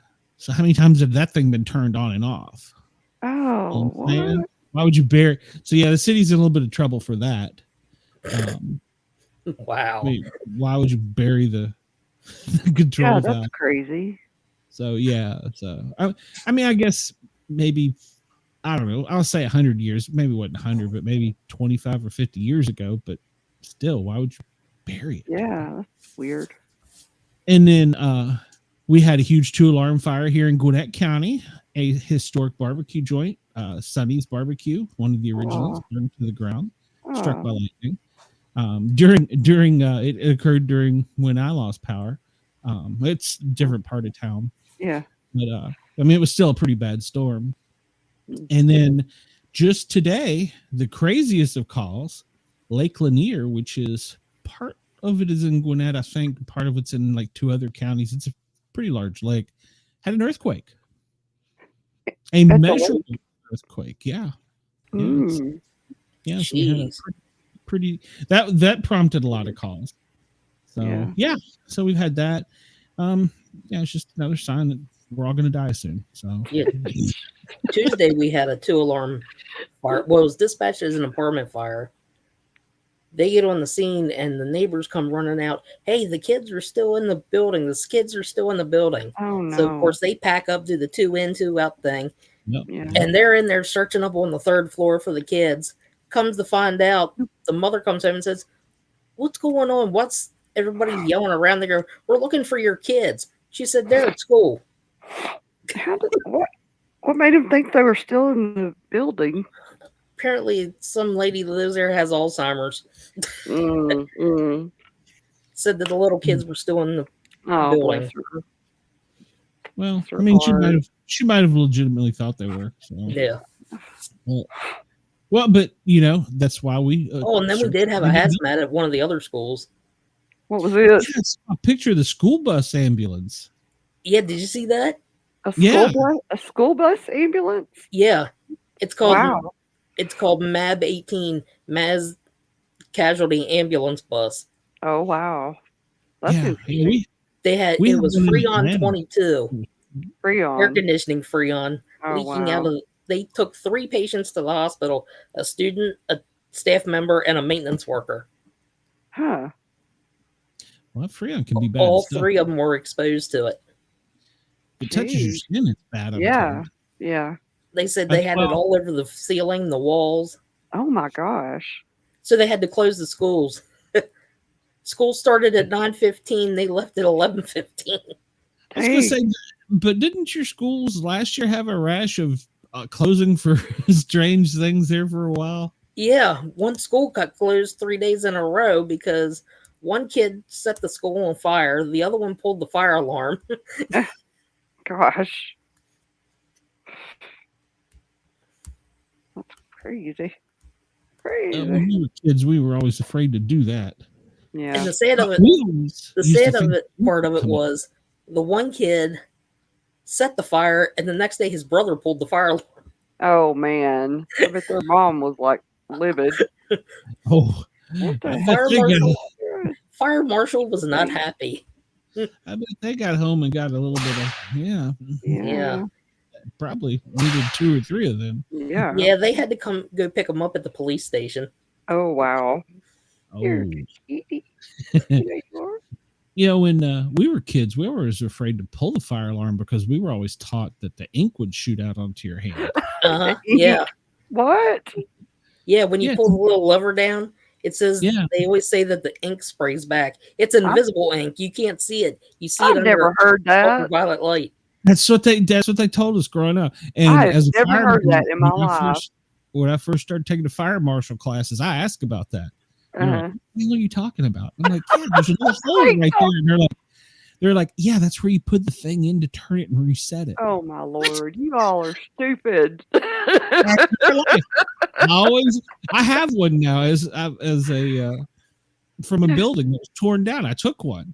And I'm going to put it on my wall. And I was like looking, where's the ink cartridge going? Oh my gosh. Yeah, see, they didn't tell us that because we're not that stupid. Your school didn't have fire alarms. They were that old. Yes, they did. You asshole. You and Laura Engel. Somebody on fire. Laura Engels. Hold on. Good night, Jim Bob. Too late. It's all right on this show. We don't grab on FM, so I know it. But we are developing quite a following, and I'm happy about that. And any of the people who are following us from the Finland Rock Station, contact me. If you want to come on the show, great. If you want to challenge Coin Made, great. Come on. We'll take care of you. We love it. Yeah, let's do it. Absolutely. Speaking of which, who do we have booked next week? Do you know right off the top of your head, Dana? I do not. I do not either, and I should. I probably should look this up beforehand. But you know me and my great skills of running a show. What day is this? Friday. It is. Oh, next week we have another great one for kids. Lieutenant Tina, Lutetia? Lieutenant Tina Geiler. She owns Triple F, Fierce Female Firefighters, and they Ooh. have dolls. Check them out for kids. And Awesome. in fact, actually, I hate to say this, but I was supposed to have bought one already for Harper. Oh, Yeah, because I sent the link. It was like, hey, was this what I asked? Because I asked Kyle, since he has a child about that age, and he's like, yeah, she wants. I think the doll's name was Emma, and she wants that one. I forgot, but so she's got dolls out for kids. So yeah, bad grandpa. There we go. Challenge coin. Picture the doll in it. Well, yeah, we had talked about that too because she's also about she goes around speaking about females in the fire industry and how it's a much needed thing. A lot of people think we're just big, tough, bulky firemen. Well, I'll be the first to tell you that in the fire academy, I had a girl that was probably 5'2", maybe $125, carrying me out of a burning building in a training fire. Yeah. And so I have no problem with having a female in the truck with me. So I felt sorry for her, though. I told her, I said, I'll help you. And she's like, don't you help me one bit. Yeah. Don't you help me one bit. And I was like, I'll crawl. I'll do it. Because, here I'm in my gear. I'm probably pushing 260, 270. Yeah. And we had one female. She was exactly 5 feet tall, 127 pounds. She pulled up a 24-foot ladder out of the engine and put it up herself.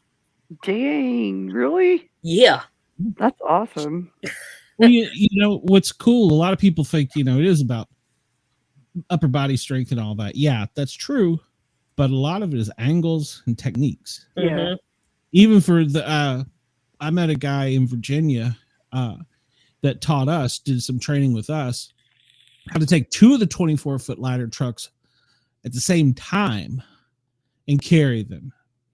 Now, granted, it's not something you want to do every day because you have to drag them. You don't want to damage your ladder. But if you got to get a ladder, and he showed, and it was just technique of doing it. And it's not, it's not something, like I said, you do every day. You're going to be sore as hell afterwards. But it's so, and no, but I would any day of the week. Because we used to get called at random.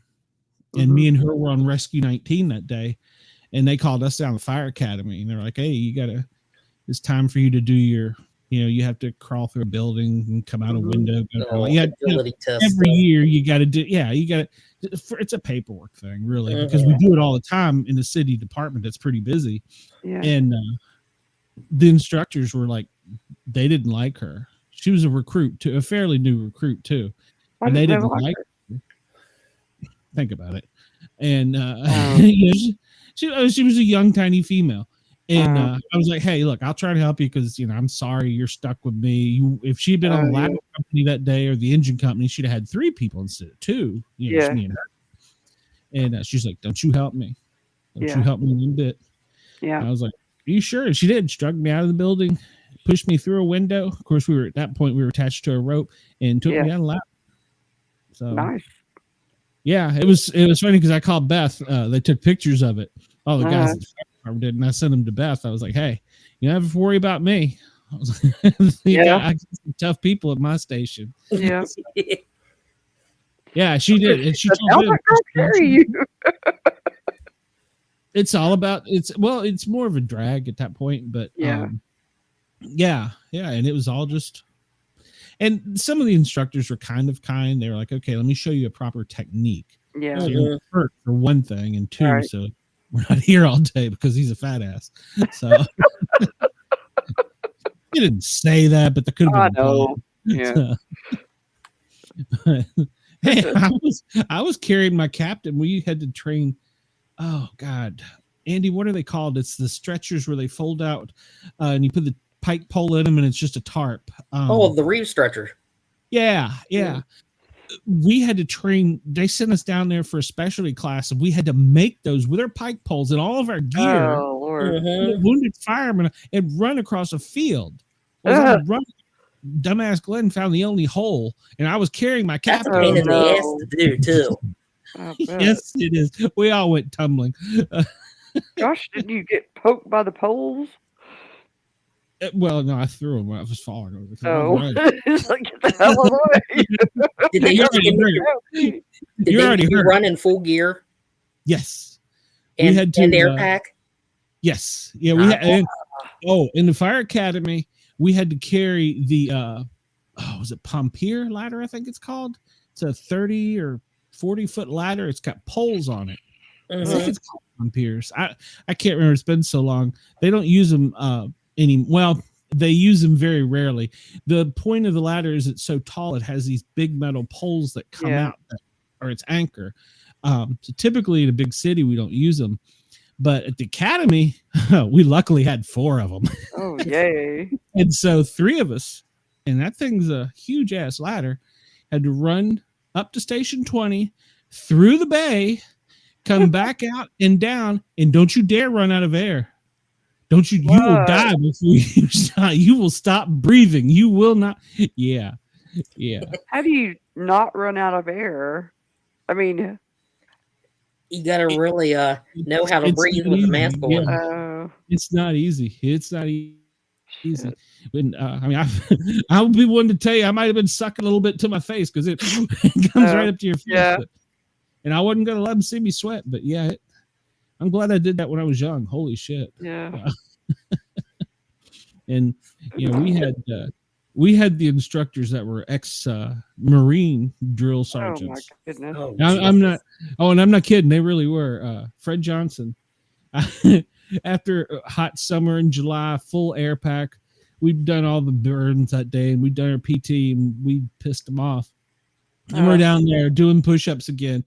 And I got this. What's a girl's best friend? Diamonds. You got to do the diamond push-up in full turnout gear. And I was dying. He got down. He was like right up my ear. He goes, Jackson, if you can give me one good push-up, I'll make everybody stop and blah blah blah. And I'm like going. He's like, I can't. Yeah. And that's why he was doing it too. Happen.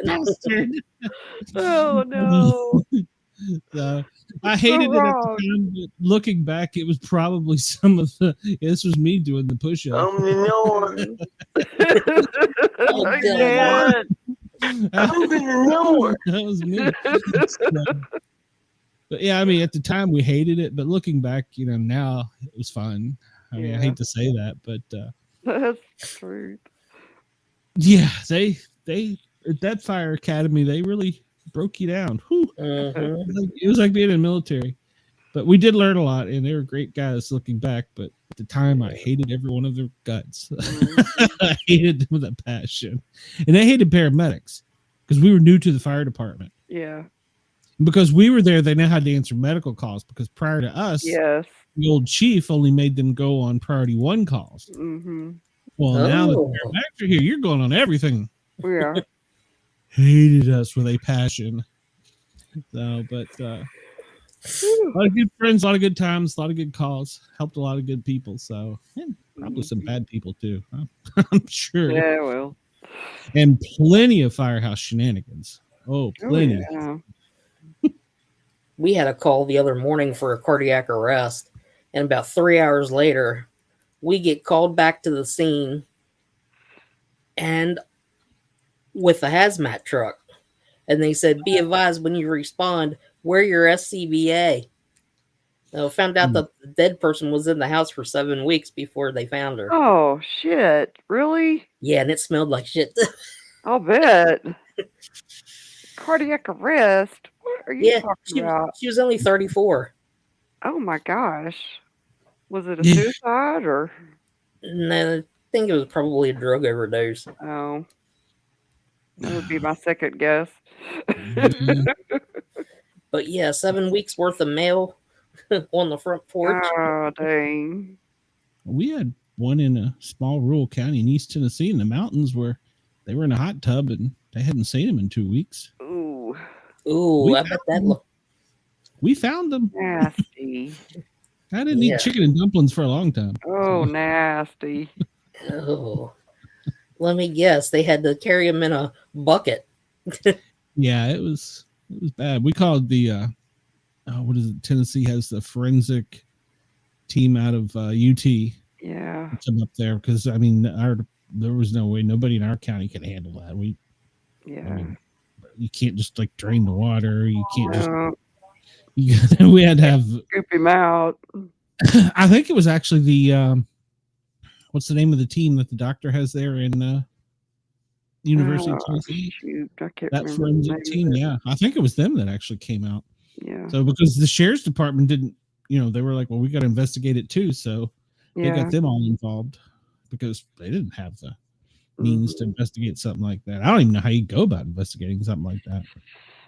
Yeah, exactly. Oh gosh, I don't know. Well, you've toured the body farm, haven't you, Gina? I didn't get to go to the body farm. Oh, you didn't get to go? Mm-mm. Well, Oh, you I didn't won't get say to get you're in the butcher missing shop? anything. Uh-uh. I wouldn't say you were missing something, but it's an experience that, as far as being a responder, is very unique. Yeah. It's I don't want to say it's gross because it's natural, but Yeah. seeing the process past what we normally see on the trucks Yeah. is unique. And some of the science that come from that, that's how they developed how to get fingerprints for kids, was because of that. Yeah. So, I've read a lot about it. yeah, didn't what was the doctor? He used to be a KPD officer, wasn't he? Before, and he went back to Art school. Bohannon. Yeah, Yeah. yeah, because he came around to the 911 center, didn't he? Oh yeah, he used to bring pictures all the time. Bring his Yeah. pictures. He was the one, wasn't he, that learned how to take kids' fingerprints off of glass, wasn't he? He was the. He may have been. He developed several techniques for fingerprints. He was the one that developed the super glue thing where they heat up the super glue and it sticks to the thing I don't know how they do it exactly, but Well, yeah, because kids don't have the same oil glands, or maybe yeah, they're not developed as much as ours are. yeah, And I remember he taught a class. I don't know if it was Rural Metro or at Dispatch, but yeah, and he came around the side. Do you see? Okay, is he still passed around? away. He passed away. You know anybody over there can come on the show? That'd be an awesome show. Seems like Shelly.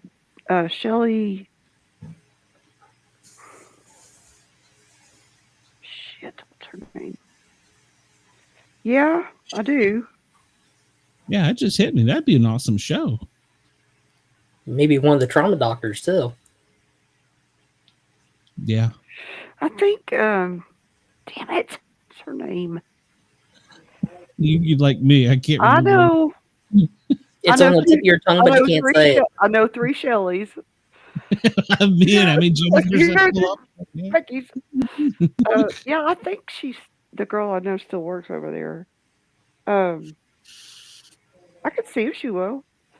Yeah, reach out. Heck, that would be an amazing show. It would. Because, we have a pretty good following with the police, but I don't think we have anybody in forensics. We've had animal patrol, we've had police officers, we've had a canine officer, but I don't think we've had anybody with forensics. Well, I think she works at the. Get an actual medical examiner too. Yeah, I don't know if I know any medical examiners. Maybe. Yeah, I don't think I know any medical examiners, but I think Shelly, the Shelly I know works at UT in the that division that division. I guess it's forensics division, but yeah. Yeah, see if you can get her to come on. That'd be cool. Or if she knows somebody. Yeah. Heck, yeah. Yeah, because I think that stuff's fascinating. I do too. Aside from, we've had a couple authors that have written some cool books about stuff like that. Somebody that actually knows the science. That would be kind of cool. Yeah. See what you can do. You got to hook me up with a wrestler, too. I do need to. There's one guy on. Have you ever heard? Let's see, what's his name? Roman something or other. Brains? Yes, he hit me up on Twitter. I mean, not Twitter, but whatchamacallit? Facebook? No, the other one. TikTok. X? Oh, TikTok. The Yeah. real Roman Reigns? Yeah. Really? Yeah, would you like to see if he can come on the show?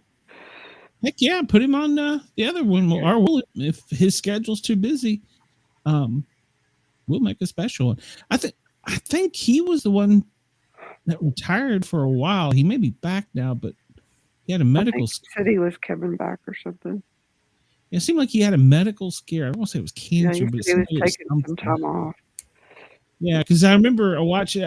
I used to watch wrestling pretty faithfully, and it seemed like he came on and made a big announcement about he was retiring because of some condition. I don't know if he named it. Yeah, And he told me what it was, but I can't remember what it was. What he said. he's from East Tennessee too, isn't he? I don't know. He's in Florida right now. I would be too if I could. I know. I'd be on a beach. I know. I'm taking you with me, Dina. We're gonna go. He was trying to get me to. Me and you and a cat. He was trying to get me to go out with him. Hey, take one for the team. Say yes. Say yes. Take one for the team. Hey, and if he's a vampire, bonus points. I know. I know. I'll see if I can talk to him. All right. Well, I think I'm gonna scoot us out of here a little early tonight. I got family in town, and we are gonna go tomorrow to the largest knife show in the world. It's in Atlanta. So that'll be fun. Cool. Yeah, we're gonna go look at sharp, pointy things. So always have fun there. Yeah. This is the first year I've went and I don't have something I want. Usually I have like a knife that I want or something, but I don't have what I want this year. But I'm sure I'll find something when I get I was gonna there. say you'll find something when you walk in. Yeah, you probably will. Yeah. And then I run into a bunch of firemen I know, and we start talking and BSing. And I ran into I don't know if you guys know who he is, but he was on the Popular Knife Show, and he was the one that would say it will kill. So he's a famous guy, and I got to talk to him a couple years ago, and he was like stood there and talked to me. I was like shocked. I was like, oh wow. It's like, so yeah. And a lot of times for this one, people from the show Survivor and Next Grade come there. So there's like quite a so I'm going to be handing out cards, trying to talk some people up. So cool. Yeah, absolutely. All right, Brenda, good Lord. Don't you do it. Wow. I did that. You need to go to sleep. One of you turds is about to get smacked. I knew that was coming. I love that. I got some new ones up here on the show tomorrow. Oh God! Oh, it made me laugh too hard. Okay. Yeah, it's not the Play it most again. so. Play it again. Oh shit! I gotta find that button. Hold on. The screen is so much bigger now. Turds is about to get smacked in the mouth if you don't keep it down. That sounded like a little bit of Uncommon Soul. Oh my God! I'm gonna close the phone lines. Yeah. So tomorrow, the Misfits. Tune in. I'm not quite sure what these shenanigans are, but I think they're all against me. So I think they probably are. Yeah, I think it's Pick on Glenn Day, so be sure to tune in for that. At least I'm in a better mood now. So yeah, earlier not so much. So, sorry. No, it's good. It's good. I learned Okay. I learned some things and got some things straightened out. So good. Yeah, we just won't have a guest on. So tune in Saturday for the Misfits tomorrow, 9:00. Me, Dina, Andy, you're free to jump in if you'd like. All right. Cheyenne, if her electricity is back, Luke, I think, will be there for the first hour. I don't know about the rest of the hillbillies. Who knows what the hell they're doing? So, Hillbillies. Well, The Tennessee Hillbillies. yeah, and I don't know. We ain't got a guest scheduled for it. We need to start scheduling guests on it regularly. Do we? But yeah, we've gotten a request for some. So yeah, so Oh, we need to okay. at least somewhat, maybe once or twice a month at least. So do Yeah, that. Bobby, you should be there, right? Oh, well, it depends if he goes to Alabama. He might go to Alabama tomorrow. Yeah. So if B Dizzle goes down there, he probably won't be. Because he's gonna. Yeah, I think he is going down there actually to hand out business cards and schmooze with the We're Bigfoot punch people. him we're gonna smack him in the mouth. Oh God, I've already had one camping trip with Bobby. that sounded a little too good.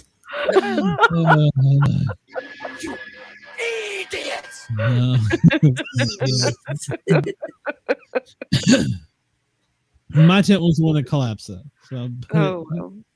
my defense was a very heavy downpour of tornadic rain. But I bailed out of Alabama as quick as I could. I was like, "Yep, here's your sign." Yeah. Yeah.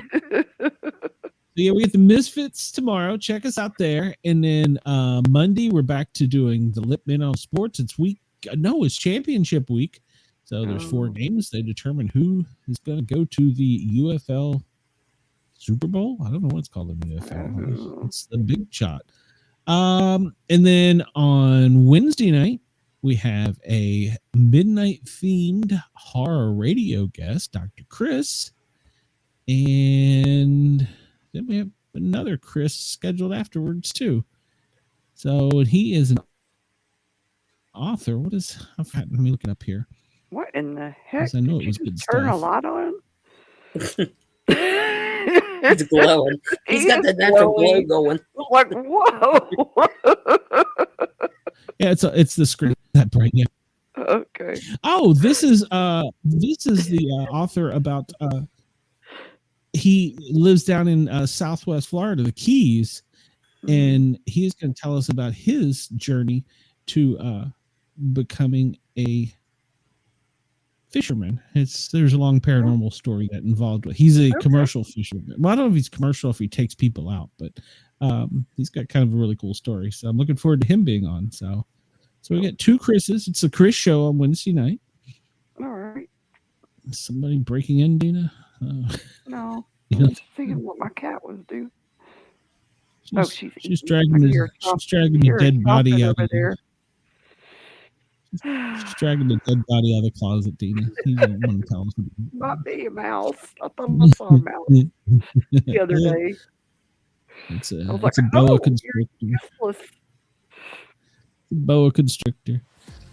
All right, and I want to. Oh, wait a minute. Hold on. I gotta figure out how to do this. Hold on a minute. Hold on.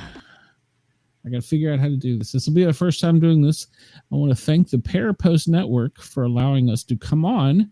So how do I want to do this? I'm gonna play our exit song, and then we'll do that. How about that? How's that? Does that work for you guys? I don't know what the hell I'm doing. I'm still learning what I'm doing. I learn every day. So we will see everybody next week. Thank you to yergsradio.com for allowing the use of your transmitter. Thank you to the Parapost Network for allowing us the use of your social media. Thank you to the Thin Line Rock Station for supporting us in everything we do. And thank you to all the loyal listeners and fans, all 25 of you. We do appreciate it. So. Kidding. There's 30. Yeah, maybe. It's a good day. It's in a winter day when there's a blizzard. Silly. I am silly. All right, and I've got a button to push. So when I push this last button, we will all go away. Okay. I think. Maybe. We're gonna see. Does it work if we still all go away? Aim to find out.